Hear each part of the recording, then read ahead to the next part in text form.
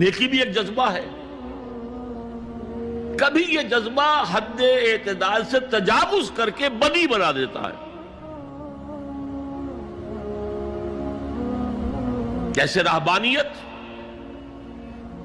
ترک دنیا، شادی نہیں کروں گا، گھر گھرستی کا بکھیڑا مول نہیں لوں گا، بس اللہ سے لو لگاؤں گا.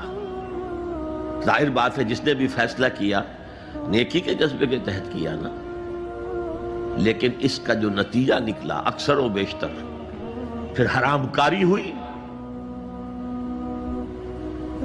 آپ عیسائیت کی جو ہے ہسٹری آف کرسچین موناسٹسزم اس کا مطالعہ کیجئے.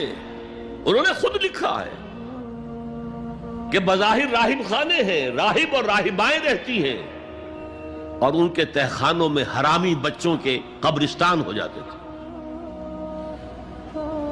یہ نیکی کے جذبے نے بدی کو جنم دیا.